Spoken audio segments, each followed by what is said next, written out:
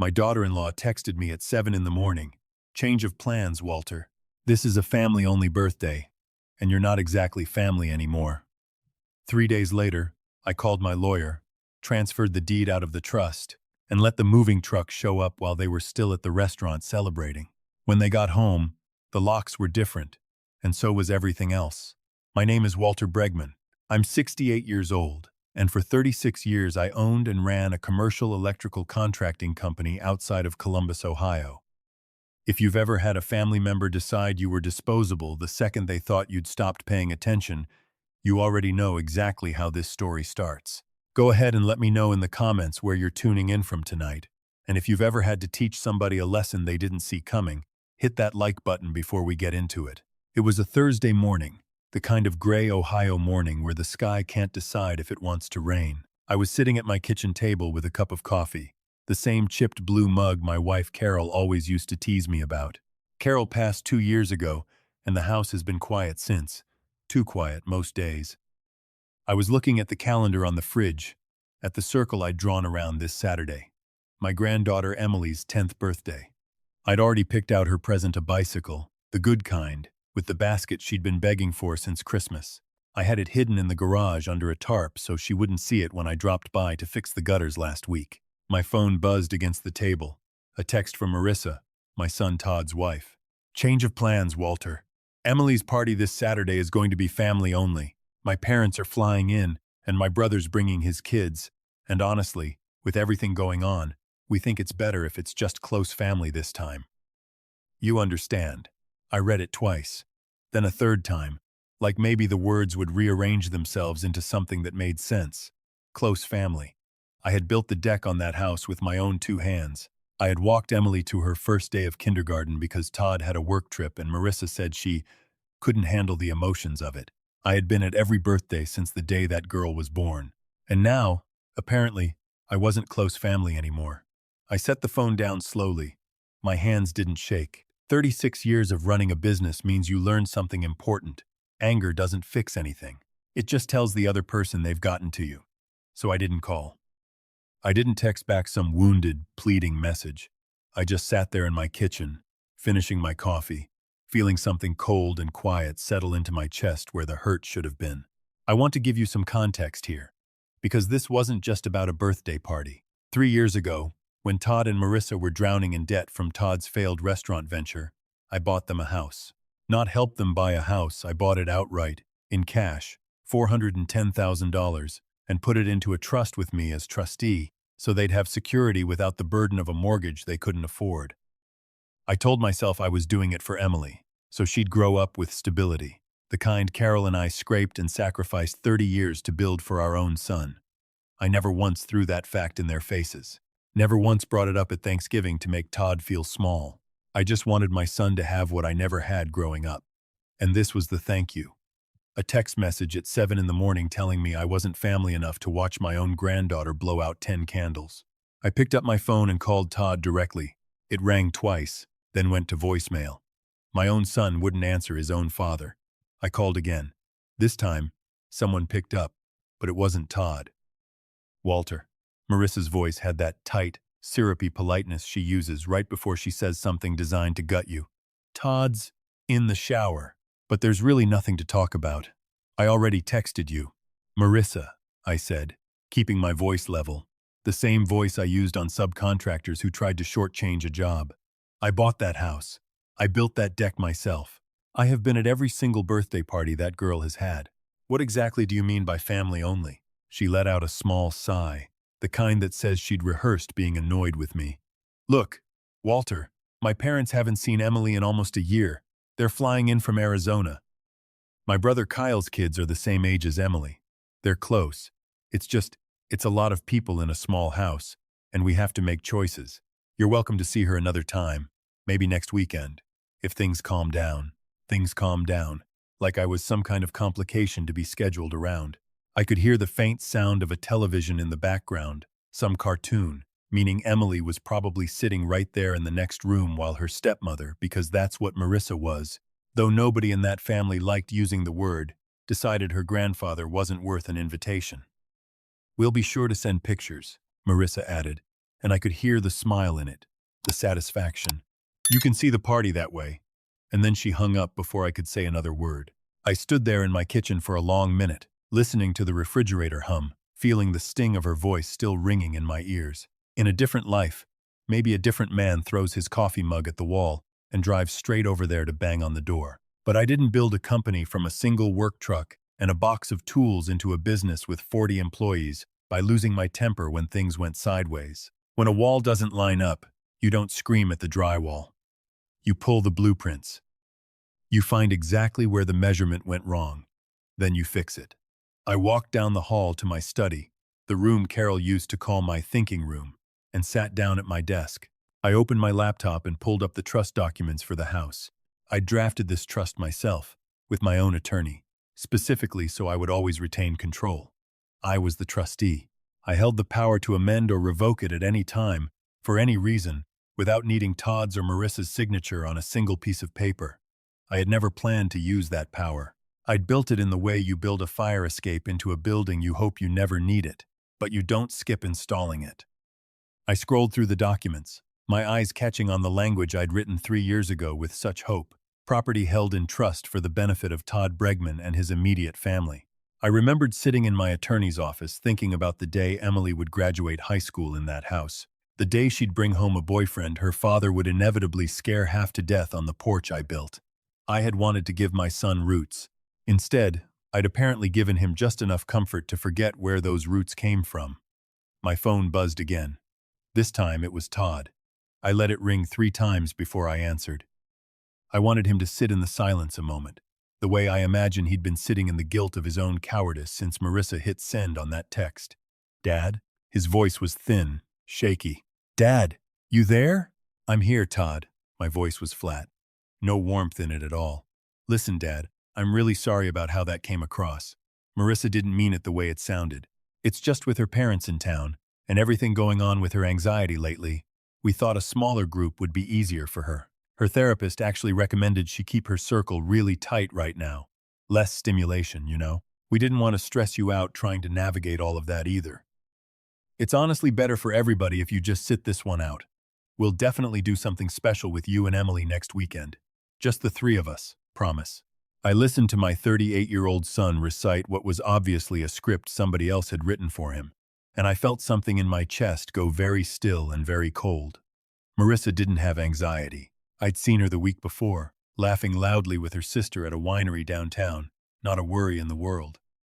This anxiety excuse was a costume, something convenient to wear so that if I objected, I'd be the villain attacking a fragile woman instead of a father asking why he'd been erased from his own granddaughter's birthday. I thought about Carol. She used to say that Todd was a good boy with a soft spine, that the world would either toughen him up or somebody would use that softness against him. She'd been dead 2 years, and here it was, playing out exactly like she predicted, except she wasn't here to watch me handle it. I didn't argue. I didn't point out the holes in his story. Instead, I did something that surprised even me. I softened my voice into something almost grandfatherly, something defeated sounding. "All right, son," I said gently. "If Marissa needs a quiet weekend, then of course family comes first. Don't worry about me. Tell Emily I love her and I'll see her soon." The relief that flooded through the phone line was almost pathetic to listen to. "Really, Dad? You're not mad?" "Not mad at all," I lied, smooth as glass. "You just focus on taking care of your family. We'll figure out a visit soon. No rush at all." "Thanks, Dad. Seriously, this means a lot." "I love you." "But, love you too, son." I hung up the phone and sat there in the silence of my study, staring at the framed photo of Carol on my desk. Todd had just handed me exactly what I needed, the confidence that I was a harmless old man who'd roll over without a fight. He had no idea what that confidence was about to cost him. That evening, my phone buzzed with a notification from my bank. An automated fraud alert, tied to an account I rarely checked, a joint account I'd opened years ago when Todd first went to college, meant strictly for emergencies. Carol had insisted on it, wanting our son to always have a safety net if something catastrophic happened. Over the years, I'd forgotten it even existed. I opened the app, my stomach tightening as the numbers loaded. $4,800 withdrawn in cash 2 days earlier. Then another withdrawal, same amount, the day after. Two withdrawals of $4,800 each, back to back, both just under the $5,000 threshold that would have triggered extra scrutiny at most local branches. Anybody who's run a business as long as I have knows precisely what that pattern means. Somebody was deliberately keeping each withdrawal small enough to avoid raising a flag. Why would a couple living comfortably in a paid-off house need nearly $10,000 in loose cash? You don't need untraceable bills to pay a mortgage that doesn't exist, or a grocery bill, or a birthday cake. Cash like that gets pulled out for exactly one kind of purpose, something somebody doesn't want showing up on a bank statement where a nosy old father might see it. I sat with that knot of dread tightening in my gut and decided I needed to see this for myself. I grabbed my jacket and drove out to their house in Dublin, the quiet suburb 15 minutes from mine, the neighborhood I'd handed them for free. I didn't pull into the driveway. Some instinct, sharpened by decades of catching dishonest subcontractors mid-lie, told me to park 2 streets over and walk. The porch light was off. I let myself in through the side door off the garage using the spare key I'd kept from when I built the deck. The house was quiet except for voices coming from upstairs, from what used to be Todd and Marissa's bedroom. I climbed the stairs slowly, keeping my weight on the edges of each step the way you learn to on a job site when you don't want to spook a crew that's cutting corners. Through the cracked bedroom door, I saw suitcases open on the bed. Not packed in a hurry, packed carefully, deliberately, folded dress shirts and Marissa's good jewelry box sitting open on the dresser. They weren't preparing for a stressful weekend with anxious in-laws. They were celebrating something. He bought it completely, Marissa said, and I heard her laugh, sharp and delighted. Did you hear him on the phone? Not mad at all. God, he's like a puppy. You just tell him what he wants to hear and he rolls right over. I heard Kyle's voice, then Marissa's brother, apparently already there, sitting somewhere out of view. Man, that's cold. Poor old guy probably really thinks you're doing this for his own good. He'll believe whatever keeps him calm, Marissa said. That's the whole point. We need him calm and cooperative until the paperwork's finalized. The second he gets suspicious and calls his lawyer, this whole thing falls apart. My blood went cold standing in that hallway. Paperwork. Finalized. Then Todd spoke, and his voice had none of the confidence he'd used with me on the phone. It was small, uncertain. Are you sure this is going to hold up, though? I mean, Dad's not actually losing it. He's sharp as ever. He just misses Mom. This feels like a really big risk, doing this while he thinks everything's fine. It doesn't matter if he's sharp, Todd. Marissa snapped, her voice suddenly hard as flint. Dr. Holloway already signed off on the cognitive evaluation. On paper, your father shows early indicators of dementia. That's all that matters to a judge. We get the guardianship filed, we get control of the trust assets before he changes his mind and leaves everything to some stranger out of spite, and then it's done. You want to keep waiting around hoping he never gets suspicious? Every day we wait is a day he could go talk to a different lawyer and rewrite everything. I stood frozen against that wall, feeling something in my chest cave in and then harden into something entirely different. They had bribed a doctor. They had manufactured a fake diagnosis. They were filing guardianship papers to have me declared legally incompetent, not because I was sick, but because it was the fastest way to seize control of everything I owned before I could stop them. The birthday party wasn't really about family.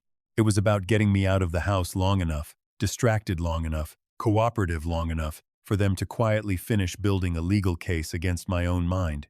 I thought about every fake, pleasant phone call, every syrupy text from Marissa, every time Todd had looked me in the eye at Sunday dinner and said nothing while his wife slowly, methodically worked to erase me from my own family, all of it in service of this. A theft dressed up as concern.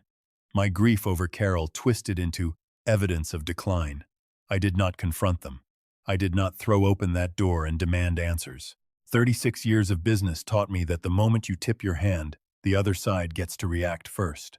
Instead, I backed quietly down those stairs, slipped out through the garage exactly the way I'd come in, and drove home in the dark, with my hands steady on the wheel and my mind working faster than it had in years. The birthday party was Saturday. That gave me 2 days.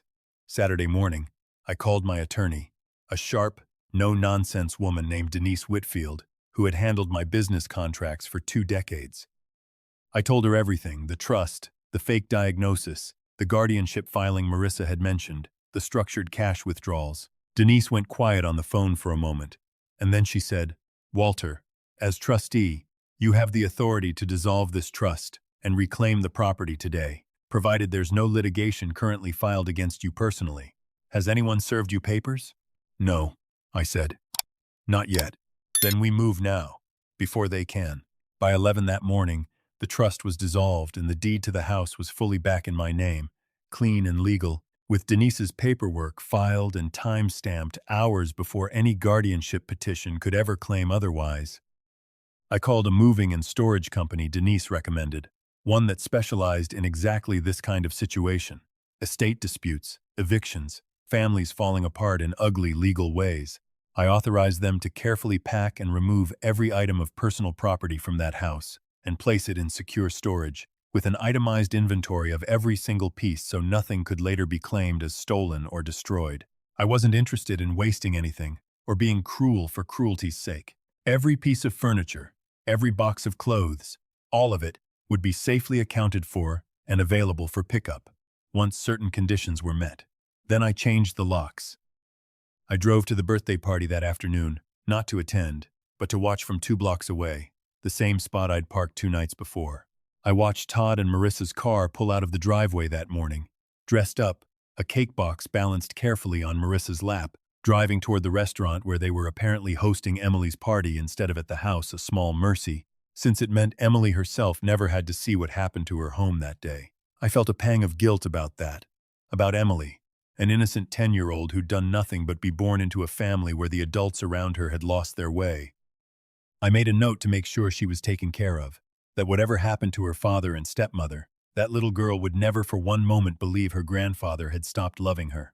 The moving crew worked fast and clean, exactly as promised. By 4 in the afternoon, the house stood empty.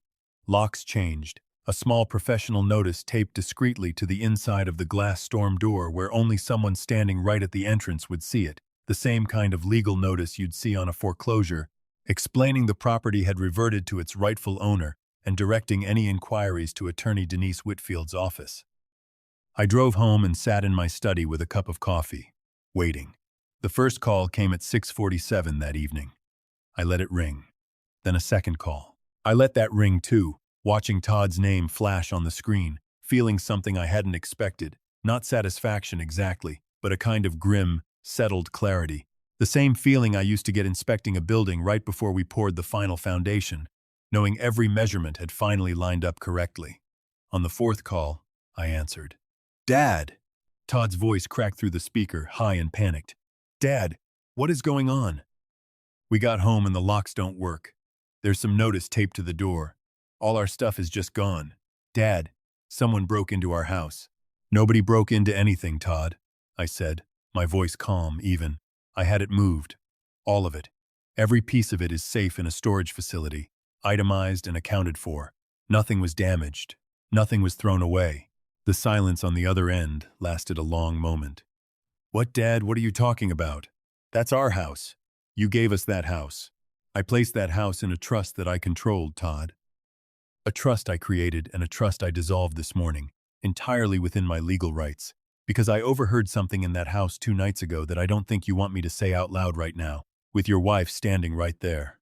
I heard Marissa's voice in the background, sharp, demanding to know what was happening. Todd's breathing had gone ragged. "You were there? You were in the house?" "I heard everything, son. I heard about Dr. Halloway. I heard about the guardianship filing. I heard your wife explain very clearly that it doesn't matter whether I'm actually losing my mind, because a piece of paper says I am. And I heard you ask if it was really worth the risk, which tells me some small part of you already knew exactly how wrong this was." Dead silence. I could hear Marissa's voice rising in the background, asking Todd what I was saying. And I could hear the exact moment Todd's hand must have covered the phone, muffling whatever panicked whisper passed between them. "Dad, please, it's not what it sounds like." "I don't have dementia, Todd," I said, cutting him off, my voice dropping into something quieter and far more dangerous than shouting ever could be. "But I did have quite an education this week. I know about the withdrawals, the 2 payments of $4,800 kept carefully under the reporting limit. I know that money went somewhere, and I have a fairly educated guess where. And I want you to understand something very clearly. Denise Whitfield, my attorney, already has copies of the bank records. And she's already spoken with the state medical board about a doctor, Holloway, signing cognitive evaluations for patients he has never actually examined. That's not a family disagreement anymore, son. That's fraud. That's a crime. Dad, no, please, we can fix this. Just give us a chance to explain. You had a chance, I said. You had 38 years of chances. I gave you a house free and clear. I gave you every advantage your mother and I never had. And instead of coming to me like a man and telling me you were struggling, you and your wife decided the easier path was convincing a judge I'd lost my mind so you could take everything without my permission or my knowledge. You didn't even have the decency to be honest about hating the idea of me at Emily's birthday. You just needed me distracted long enough to finish the paperwork. Marissa's voice broke through, shrill and panicked now, no trace left of that syrupy politeness from the text message. Walter, you can't do this. We have nowhere to stay tonight. All of our things. Your things are safe, Marissa. Exactly where I said. Every piece, inventoried, waiting for you. The storage facility will release them the moment two things happen. First, you withdraw whatever guardianship petition you've already filed with the county. And second, you and I sit down with Denise present, and you explain, on the record, exactly what Dr. Holloway was paid to do. After that, we'll discuss whatever arrangement makes sense going forward. But it will not involve me pretending I don't know what almost happened in that bedroom 2 nights ago. I let that hang in the silence for a moment, listening to Todd's ragged breathing, to Marissa's furious, disbelieving muttering somewhere behind him.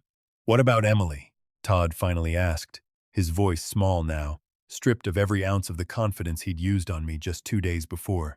Emily is the only reason I'm not calling the police myself tonight, I said. That little girl is going to grow up knowing her grandfather loves her more than anything on this earth, and she is never, ever going to be a casualty of whatever you and your wife thought you were entitled to. You have my number. Call me when you're ready to do this the right way. I ended the call and set the phone down on my desk. Outside my window, the gray Ohio sky had finally cleared into a soft evening light, the kind Carol used to call God's apology for the morning. I picked up the framed photo of her from my desk, the one from our trip to the lake 30 years ago, her laughing at something just out of frame. You'd have handled it better than me, I told her quietly.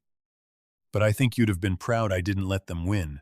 I thought about Emily, asleep somewhere tonight in whatever hotel room her parents scrambled to find, still believing, I hoped, that the world was fundamentally a safe and loving place. I thought about the bicycle still sitting under the tarp in my garage, waiting for a day when I could give it to her the right way, without anyone else's cruelty attached to it. I made a promise to myself that whatever happened next between me and my son, whatever ugly legal reckoning was still ahead of us, that little girl would never once doubt that her grandfather chose her, every single time, without hesitation. I used to carry my son on my shoulders and believe the whole world was ours to build. I built him a life with these 2 hands, poured the foundation of everything he'd ever have, and I never once asked for anything back except honesty. It took losing almost everything to that betrayal for me to understand that love isn't measured by what you're willing to give away. It's measured by what you're still willing to protect, even when it costs you the people you thought you'd protect forever. I am still his father. I always will be. But I am also a man who spent 36 years learning that when the foundation cracks, you don't patch over the rot and hope nobody notices. You tear it out, all the way down to solid ground, and you rebuild something that can actually hold weight. Whatever comes next for Todd and me, I sleep easy tonight, knowing I did not let them convince the world I was the one who'd lost his mind, when all I ever lost was my patience for being lied to by the people I loved the most. Real love isn't proven by how much you hand over, it's proven by what you're still willing to protect when someone tries to take advantage of your kindness. Trust freely, give generously, but never stop paying attention. And if you ever have to stand your ground, do it with a calm heart, not bitterness. The people who truly love you will still be there on the other side of it. A small note for you. This story was written and fictionalized by AI purely for entertainment, though we hope its life lesson still landed somewhere warm in your heart.